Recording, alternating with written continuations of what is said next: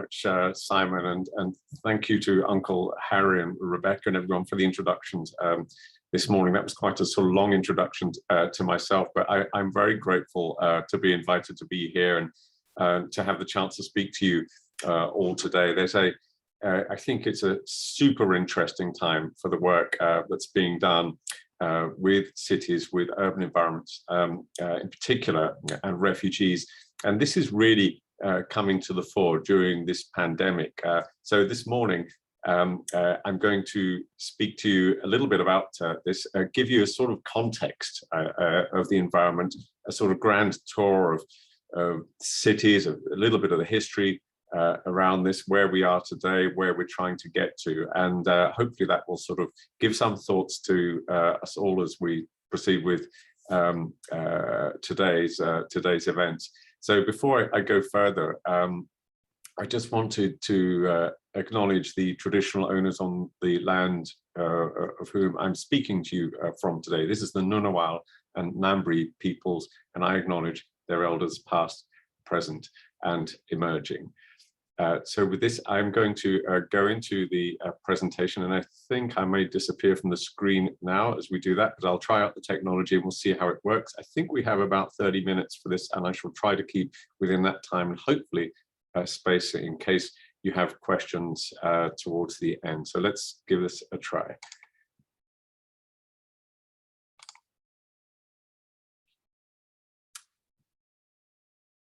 All right, I don't seem to be able to, here we go, here we go.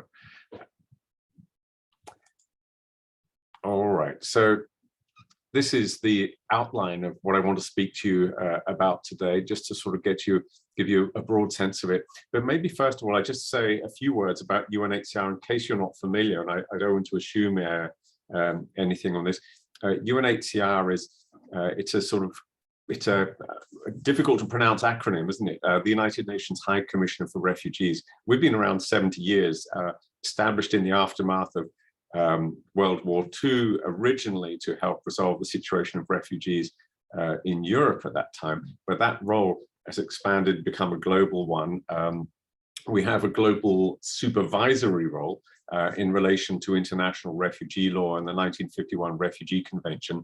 And today we're one of the world's biggest humanitarian organizations, working in more than 120 countries. And we're working, of course, with many of you who are online and listening today. So here you can see a sort of broad outline of where we're going to go. I won't sort of read through this for you, but we'll look at the global forced displacement picture to start with. And then I think we'll move things forward from there. So let's start with this. Here's the big picture globally of where we all are at present in this world, and then we're going to come up more local and sort of more relevant, I suppose, to many of your interests today.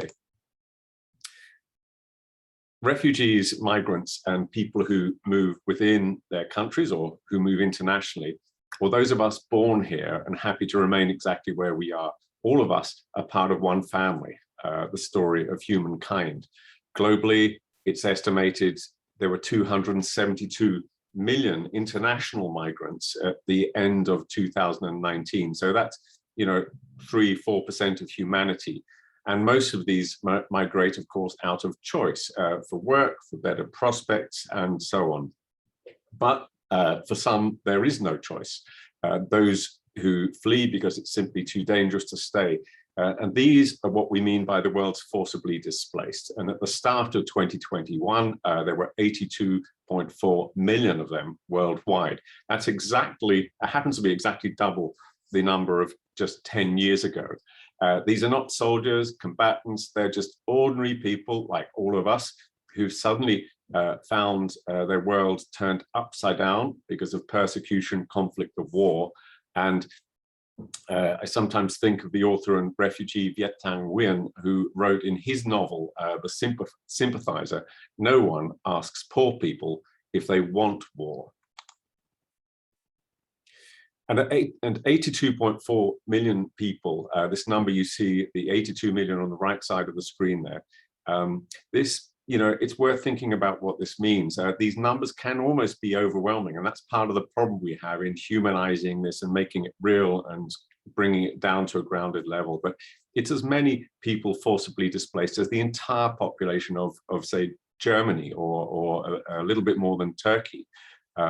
Or as we're talking about cities today, let's look at a few equivalents there. Very roughly, I suppose, the combined populations of some of the world's mega cities of New York, Mexico City, Cairo, Ho Chi Minh City, Sydney, and London.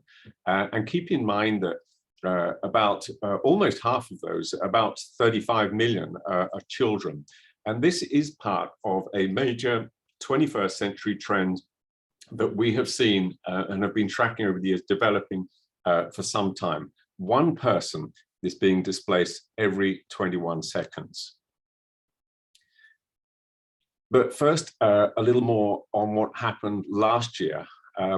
This is significant because it's, of course, the year that the COVID pandemic arrived and we were locked down. Borders were closed. Most of the new displacements last year happened within the borders of countries. For example, family fleeing their home in one area of the country to a safer or a less dangerous neighborhood elsewhere. In 2020, we saw 9.8 million instances of people being displaced internally. And often that happens more than once. You don't just get displaced once and that's fine. You often move several times. We also saw 1.4 million people displaced across borders into another country, despite the fact that at one stage in 2020, more than 160 countries had closed their borders. This new displacement was mainly happening in the areas shown in red on this map. That's the Sahel region of Africa, in Ethiopia, Somalia, the Horn of Africa in Mozambique, and also in Syria, Armenia, and Azerbaijan. And coincidentally, nearly all of the countries shown here are also climate stressed. And today we are seeing increasingly that climate change and forced displacement are becoming entwined. Here's another chart, and as this shows, global forced displacement is growing. It's grown every year over the last decade. It's probably been growing for most of the last 20 years. It's part of a much bigger trend that even the pandemic has been able to stop.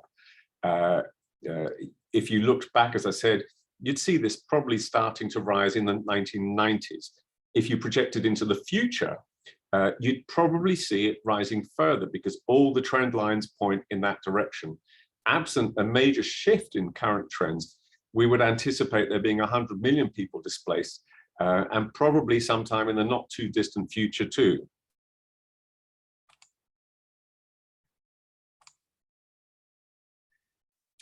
So here's another chart that I just thought I'd show you before we go on to talking about cities in a bit more detail.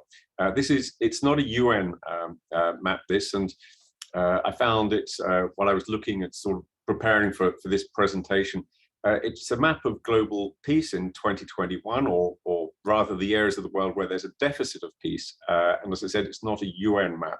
When people talk about addressing the root causes, usually what it boils down to is resolving conflicts and wars. Not easy, but also not as impossible as it might seem. If you set aside the area, the big red across Russia at the top right of the screen, look at where the red is elsewhere. 2/3 of the world's refugees, in fact, come from just 5 of the countries on this map. That's Syria, Venezuela, Afghanistan, South Sudan, and Myanmar. If we were able to end conflict in even one of these places, it could have a powerful effect on the global forced displacement trend. So let's move on, though, to talking a little bit about refugee camps and cities and the, if you like, the growing relationship that we're seeing between the two. Most of us will have a picture in our mind of what a refugee camp looks like. Typically, it might be something like this, on the edges of a conflict zone, often in poor countries. And if a Google searches of camps, is it refugee camps is anything to go by, they nearly always come up with images in the Middle East or Africa. It's an image of refugee life that is in fact so ingrained it's more or less straight out of refugee central casting. Long rows of tents or other shelters, places where an individual refugee is often presented as being a grateful recipient, but with limited agency, where inhabitants are people who wait out their time while living on aid distributions. It often makes, this is the problem, it often makes for great images for TV or for media, but it's an image that at best represents badly the true experience of most refugees in today's world, and one that's increasingly out of date in some ways. Many camps, of course, still do exist. They are there. There are many people living in them today, including on the front lines of refugee situations, and they still have a vitally important role there. But increasingly, we have seen that some have been lasting for years. And UNHCR, our global principle is we want to move towards an era where they no longer exist or exist as little as possible. They should be the exception and only a temporary first aid measure in response to forced displacement. I will just add there, just to underscore this, today's refugee situations are not short term. They are not emergencies that are resolved in a few months. They are increasingly protracted, and some have been around for decades. So let's update that situation a bit and see what else a refugee camp might look like. This is a view of the main street in the Zaatari refugee camp in Jordan, known to those living there, this particular street, it's known to those living there as the Champs-Élysées. Zaatari didn't exist a decade ago, but by 2012, just within a year of the Syria crisis having erupted, it was fast growing as a home in the desert to hundreds or tens of thousands of refugees, more or less overnight. In fact, it became one of Jordan's largest cities, with thousands of refugee-run businesses lining its streets, a booming economy, everything on sale. And I've walked down that street, maybe some of you have too. You can see everything. There's food to gas canisters, SIM cards for mobile phones, services such as hairdressers. You can even hire a wedding dress if you want along this street. And it had an employment rate. If I think of the Champs-Élysées, the employment rate was higher here at Zaatari than that in France. By one estimate, its shops were turning over the equivalent of about $4,000 per year for every resident in the camp. Such was the media interest in this. And this is the time when I was working with UNHCR's work with the media, but such was the media interest. We had shows, for example, the motoring show, Top Gear. They wanted to film an episode here. So did others. Reality shows. Everyone wanted a piece of the action here. Refugees have agency, and this is what I really want to get at. Refugees are connected. They have skills and knowledge, and including in OECD surveys and surveys done here in Australia, they're statistically more likely to be entrepreneurs than most other groups. So these are really active places. But the point here is that the lines today between a refugee camp and a city that hosts refugees are becoming more and more blurred. The writing is on the walls that we need to start thinking differently. So a couple more examples of cities. So bear with me while I go through this, because I think it's worth sort of having this knowledge in mind. This image is closer to today's reality of where most of the world's forcibly displaced live. It's Brazil, it's Sao Paulo in Brazil, one of the world's mega cities, population estimated at 22 million. Brazil was hosting some 420,000 Venezuelans and other displaced people at the end of last year, and many were living here. Cities and other urban areas are today, in fact, hosting roughly 2/3 of the world's forcibly displaced. They are additionally home to large numbers of other migrants. Cities are where the future of refugee protection is happening today. It may not be the stereotypical image of where the world's refugees are, but it is the correct one, I would argue, which is why cities are at the leading edge of refugee protection, which is part of what makes them some of the most exciting and vibrant places on Earth.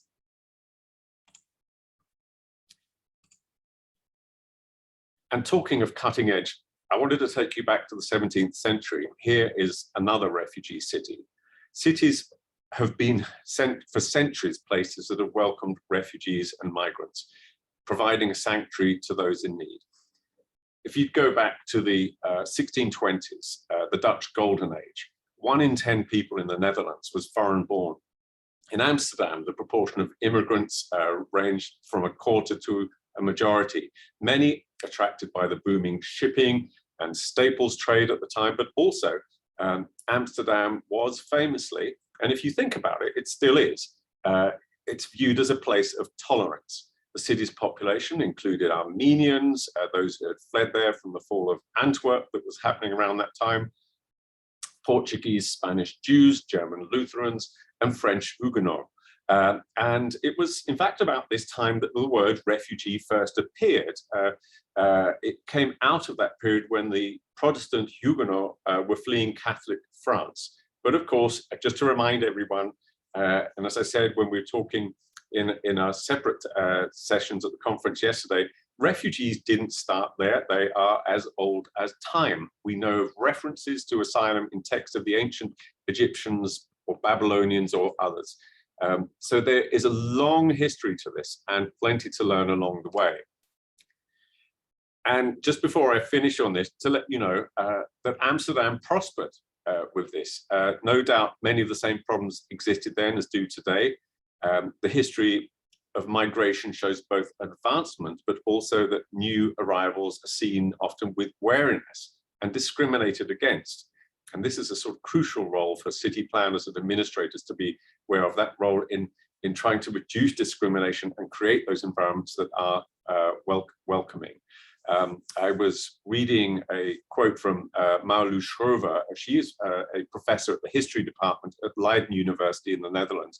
And talking about this, she put it this way. She said, this is because each time new groups of migrants arrived, they were considered even more problematic and different than their predecessors. Well, you know, that was the 17th century. Does it really sound so different from today?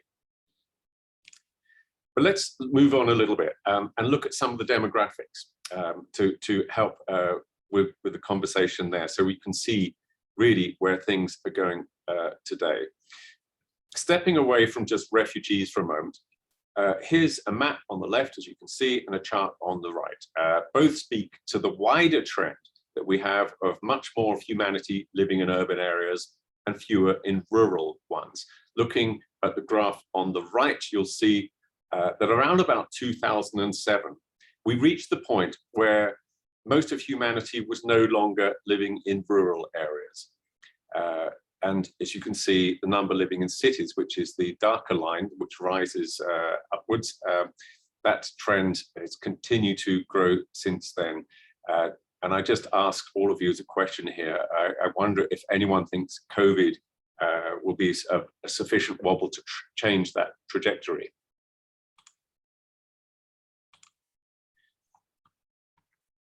So today, in all, 55% of the world's population live in urban areas, a proportion that's expected to increase to almost 70% by 2050. Projections show that urbanization, the gradual shift in residents of the human population from rural to urban areas, combined with the overall growth of the world's population, could add another 2.5 billion people to urban areas by 2050, with close to 90% of this increase taking place in Asia and in Africa. In parallel, there has been an increase in the proportion of displaced people living in cities. Today, we believe that over 60% of refugees and 80% of people displaced inside their countries, the internally displaced, we believe these are the proportions of the forced displaced who are estimated to be living in urban environments. So another question for you. Refugees and IDP populations move to towns and cities for safety, economic opportunity, the promise of self-reliance, the ability to exercise choice in where and how to live. Cities generally generously host and create protective environments for refugees. So given the choice, where would any of us live if suddenly we were forced to flee our homes and with little prospect of returning soon? A city or a refugee camp? I think for me, the answer is pretty clear on that. I would rather be in a city. But I would just add as a caveat, it's worth keeping in mind that most of the world's refugees do not want to settle overseas, outside the country they're from. And in fact, if you look at additional data, it shows that about 3/4 choose to live as close to their original homes as possible, hoping to return there as soon as they can. Nonetheless, the point still remains, cities are safe havens for millions of refugees and internally displaced people too. So let's turn to COVID and what this has meant. And now, this has been painful for us all. It still is. But in some ways, it's uniquely so for refugees, for people who are displaced internally, and for those who are stateless. For the groups on the bottom rung, the concerns can be particularly pronounced. The pandemic itself has on occasion also, we've seen it globally being a cause of flight out of urban areas and towards rural ones, although that tends to be the exception. In an attempt to avoid contagion, we saw this, for example, happening in Somalia and in Yemen over the past year. In addition to the devastating health impact, the pandemic has laid bare severe and systemic inequalities to which displaced people are particularly prone. Particular concern are the socioeconomic consequences of COVID-19, many of which are more than just short-term. And among these are loss of income, evictions, school closures. Keep in mind that often refugees and internally displaced people have limited possibilities for virtual learning. There's denial of access to health and social services in some places, rising xenophobia and gender violence. And just this morning, some of you may have seen this as well, I was looking on the ABC app on my phone and I saw a story about the COVID situation here in Australia, and a Syrian refugee, Talal Al-Madoud, who has a restaurant in the Bass Hill area of Sydney. He's worried that with another week of the lockdown there, his restaurant, the only thing he has, will go out of business. And for him, he has a restriction that he doesn't qualify for grants, he says, because of his visa status. But coming back to what we've seen in terms of reaction of cities worldwide, we have in fact seen cities all over the world stepping up during the pandemic, ensuring the inclusion of refugees and displaced people in COVID-19 prevention and response activities, providing shelter, healthcare, food, cash assistance, halting forced evictions through moratoriums. Several cities have been at the forefront of helping the forcibly displaced going through and coping with the pandemic. It has been a reminder, and I think this is worth flagging for everyone this morning, that mayors, city councillors, local administrators can and do play an absolutely central role in championing diversity, social inclusion and cohesion nationally and locally through their influencing voices and leadership in shaping public opinion. In addition to making and implementing laws, policies and programs designed to fulfill the needs and improve the lives of their constituents. We have been hearing at UNHCR from many of our partners, and I'm going to talk about those in a little while, that financial, technical and other types of resources are often barriers to providing the necessary support. So we are looking at how to work better to support cities to prepare for and respond to displacement. Increased support will ensure, we believe, forward-looking urban development planning that can address current and future needs and strengthen the sustainable delivery of urban services. Such efforts benefit both displaced and host communities, ensuring that tensions do not rise over scarce resources. And here's a quick snapshot of how urban refugees in particular have been affected by the pandemic. Refugees in many countries have difficulty accessing the labour market. This can be because local rules prevent them.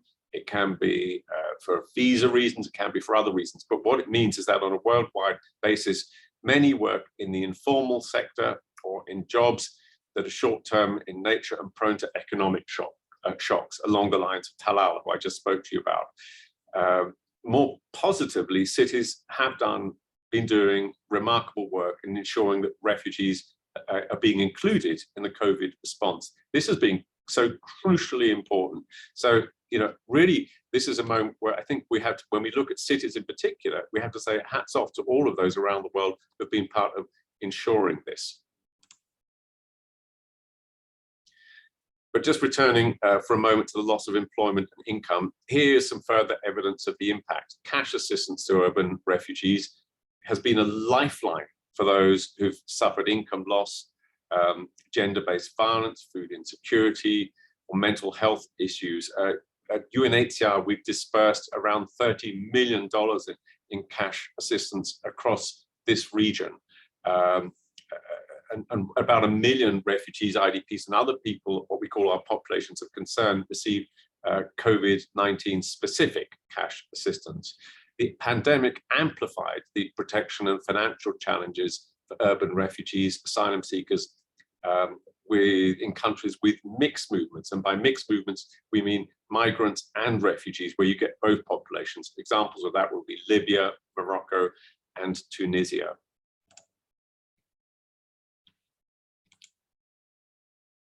So I promise you we get down to a little bit more sort of the detail on this. So let's have a sort of look here. The Global Compact on Refugees. Now, I'm assuming most of you are familiar with this, but just broadly speaking, just a reminder of where this started. The Global Compact on Refugees this came about in 2018, where it was affirmed by the members of the UN General Assembly. It grew out of the New York Declaration of 2016. It's one of the most significant developments there's been in the refugee world in a long time. Now, what it calls for amongst its elements is a partnership approach as a key tool for responsibility sharing and recognizing that it's only by pooling efforts that progress will be achieved.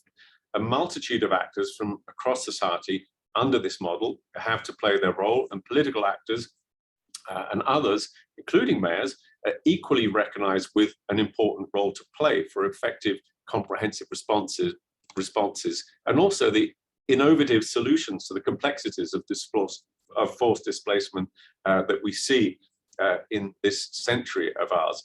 Ultimately, the Global Compact is aimed at delivering better responses, and it's based on a very simple notion that we can do better, we can do more by working together.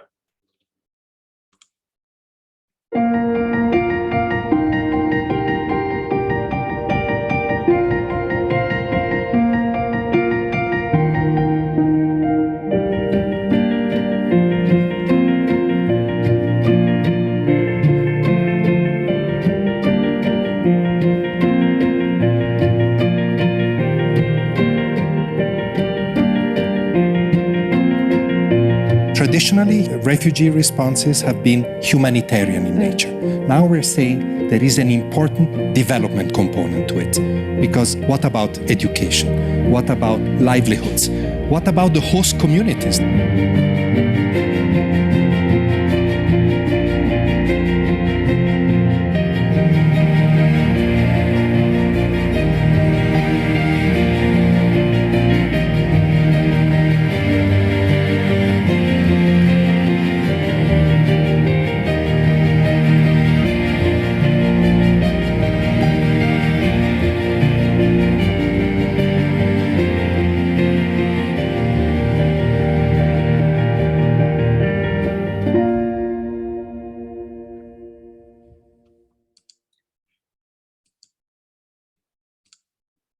So I've spoken to you for quite a long time this morning, and there's a lot to digest as we get the day going. But before I finish, just a couple of things I wanted to flag to you, because there's some real action that you can be part of and that many of you already are part of.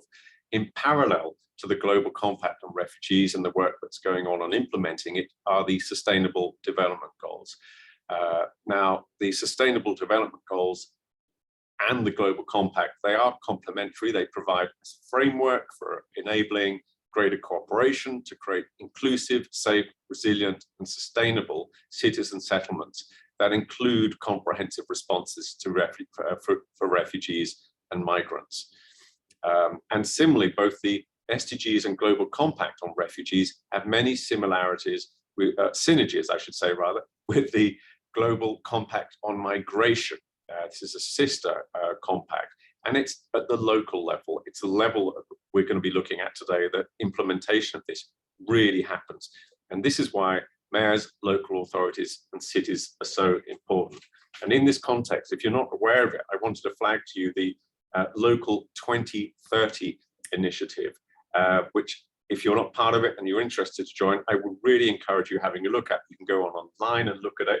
It's a network and a platform that supports on the at the local level the realization of the SDG aims, with a focus on people left furthest behind. I won't go into that in more detail because I'm taking a lot of your time this morning, but I would really encourage you to have a look at that. And just a few words, I think, on what UNHCR and you and many of our other partners are doing when it comes to refugees and cities, and what we hope that people might also do. So how do we help and work with refugees living in urban environments? Well, you know, we've been doing a lot of work for this over the last, I would say, the last sort of 15 years or so in particular. In 2009, we had a new urban refugee policy specifically to look at this. Then, as I mentioned earlier, in passing, we had in 2016 the New York Declaration on Refugees and Migrants, which specifically recognized the importance of cities. In 2018, some of you will be aware of an informal advisory group that was established, and it's a network of international cities and umbrella organizations. This includes the United Cities and Local Government, Mayors Migration Council, Cities Alliance, UN Habitat, World Health Organization, others. This meets with UNHCR quarterly, and this is trying to actively progress this work. Then we had in 2018 a High Commissioner's Dialogue on Refugees in Urban Settings. Mayors from 20 of the biggest cities hosting refugee populations were there, and that discussion continues. At the Global Refugee Forum 19 months ago in 2019, we had 1,400 pledges overall for helping refugees, and 42 of these came from local authorities, Sao Paulo, Milan, Durban, Bristol, and others. And we're trying to encourage there to be more of these, because through these pledges and other field activities, cities have been increasingly supporting and promoting economic and social inclusion. Fantastic work's been happening in this area. For example, in Sao Paulo, there was a municipal plan of public policies for refugees and migrants launched. This was a pioneering initiative with refugee inclusion very much at its heart. It aims to ensure that public policies respond to displaced people living in cities. There's more I could talk to you about there, but I'm aware that we're sort of running out of time. So taking inspiration from initiatives such as the Refugee Welcome Zone, which is such a fantastic thing that's happening here in Australia. It's been going on, as you all know, for 2 decades now. We at UNHCR have been working for the last couple of years to foster a global network of cities, local authorities, and other partners, some of whom you can see here, sharing expertise and knowledge and pioneering and championing refugee-friendly approaches. This is known as the With Refugees campaign. Globally, there's more than 500 universities, businesses, foundations, faith organizations, and others involved in this. And critically, there's more than 250 cities in 50 countries involved in this, including about 15 or so in Australia at present, who have signed up to a statement of support. You too, if you're interested, you can come look online for this, the With Refugees Coalition. You can look at the statement there and you can sign up to it. And I would encourage that if anyone's interested. Importantly, this coalition showcases ways of supporting, practical ways of supporting refugees, especially with education, with shelter and employment. And it also sends this wonderful message of tolerance and inclusion. I'm going to finish here because I've spoken for quite a long time. you probably haven't had a coffee, or you maybe need another one after this. But as I said, at UNHCR, we are encouraging cities and local authorities especially, who've not already done so, to sign up to the statement, and more concretely, to look forward to the next Global Refugee Forum in 2023 and see what we can do to turn more of the actions happening in cities into specific pledges that could be made there. And that focus will be on diversity, inclusion policy, and practices. Thank you so much for listening to me all. That's a lot to sort of take in 30 minutes or so, but I will stop there. Thank you very much, everyone. Thank you very much, Mr. Adrian. That was really quite insightful. I particularly was drawn to 3 points. The historical context and perspectives of people back in different times, for instance, in the Netherlands in the 1600s, the fact that refugees have somewhat been, almost always been considered, at least at first impressions, as burdens. Only later were they recognized through their important contributions. And the second point, I like the analogy, the Champs-Élysées of Jordan versus Paris. It just further shows the incredible resilience of refugees, which has been repeatedly demonstrated over the years. And finally, the quote, the beautiful quote that it was in the video, helping refugees thrive, not just survive. And so with that, actually, there were a few questions, but I'm not sure what happened. There were 2 questions on the floor. But okay, there's one question coming up. So one of the questions, Mr. Adrian, was, the development component is so important, but currently there are no additional resources that are provided to the LGAs, which add to further stigmatizing of people from refugee backgrounds and to the idea that they are adding further strains on existing services.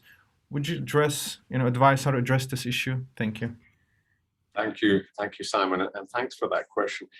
I think this is so important, and it's a key area of understanding that I think has emerged, particularly over the last few years. It's always been there, but it's really come to the fore in the last few years with the Global Compact on Refugees and the Global Forum, the Global Refugee Forum, that if we don't support host communities and countries and cities just as much as we support displaced populations, you're going to end up with a potential imbalance there. You're not going to build that inclusive nature that inclusive environment that we want, and that we have to find ways of supporting cities, local authorities too. It goes hand in hand.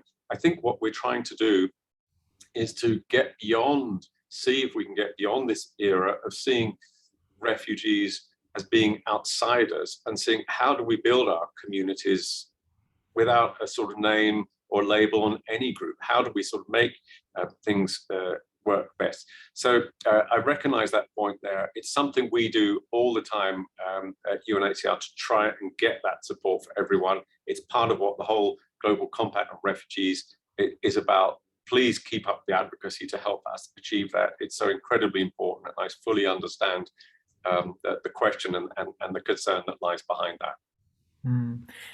Awesome. And there's another question, this final question, second one, and that is, now how can you suggest for cities who want to settle newcomers to attract resettlement, and especially when they're competing with other cities who can be more advanced, with full services established already, with shops selling food, providing services for large community groups, and etc. So how can you suggest to those cities who are wanting to attract the resettlement, especially when they're competing with other cities? Thank you. Well, I think the Refugee Welcome Zones is a fantastic initiative on that front, and it's really been in many ways it's inspired the work that UNHCR has done, including with the Cities with Refugees campaign. So please, if for local authorities are not part of that, do join these things. These are valuable networks of expertise, of advice, of practical help that are out there. It's a powerful signal of support. And it's really the leadership that many cities are showing when it comes to refugees. Including here in Australia, we all know there's tension often between the local level and national level when it comes to policies towards refugees. I think cities have historically, and as I spoke about earlier in the presentation, they still do today. They play a great leadership role in this, and it's by working together, looking at what each other are doing, learning from that, that I think we create those environments and foster them. So maybe that's a little bit vague, but put your energies behind these initiatives of doing things by working together. Thank you very much, Mr. Adrian. That was really insightful, and we wish you the best as well, and look forward and keep in tune in for your posts and for your work as well, because it's really inspiring, and it's a privilege to present you and listen to you. Cheers. I was very lucky to be here. Thank you. Cheers. Thank you. Now for the second session, ladies and gentlemen, so the differing approaches to supporting settlement in Fairfield and Cumberland in particular. So this will be going for 1 hour. Now, the Fairfield and Cumberland local government areas